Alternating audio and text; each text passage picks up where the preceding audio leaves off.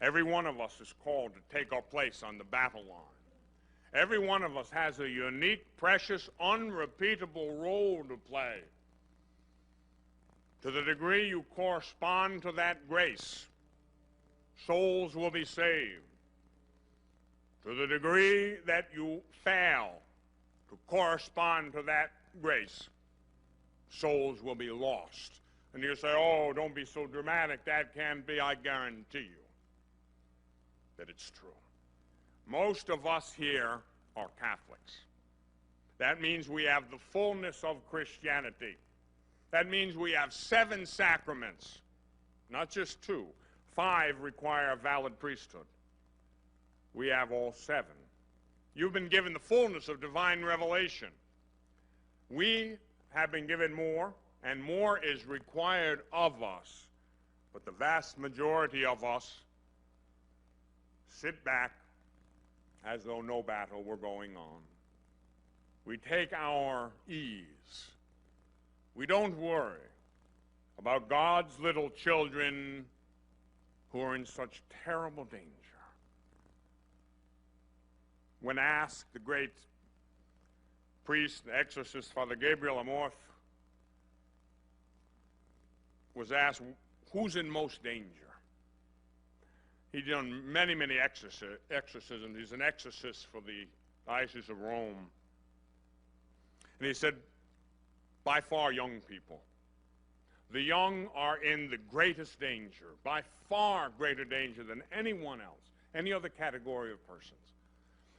And when you think about it, it has to be true. When I think back to my youth, when the things I did in my teens and my 20s, unbelievable that I lived through it. I mean, it's just absolutely unbelievable. A lot of us lived through a lot of things.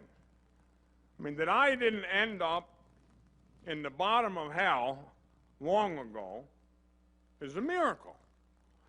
Every once in a while I'll talk about the rosary, and I will this weekend. Somebody will say, oh, that's an old lady's prayer. I said, let me tell you something. If it weren't for those old ladies, I'd already be in hell. Those old ladies pave heaven. So keep on praying. Men, too. Powerful. Rosary.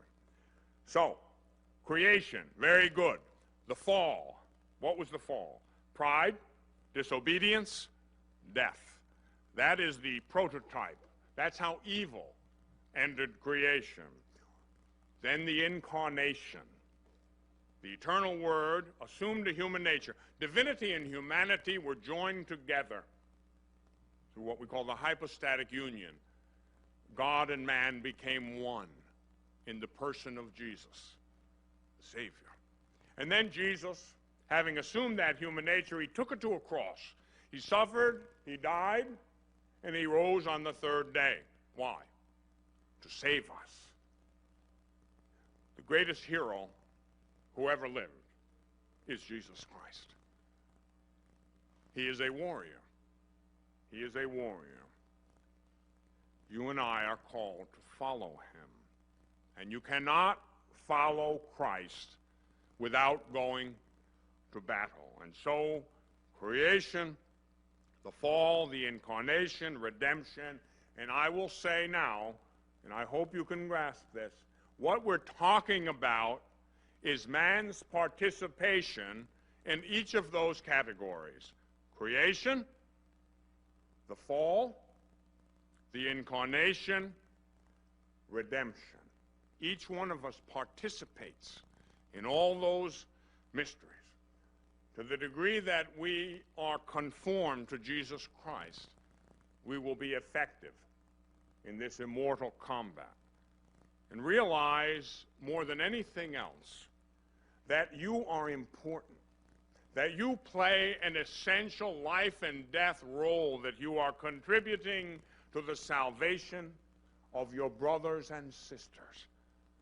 And one day, having fought the good fight, you're going to stand before God and before a host of souls, and they are going to thank you for your fidelity.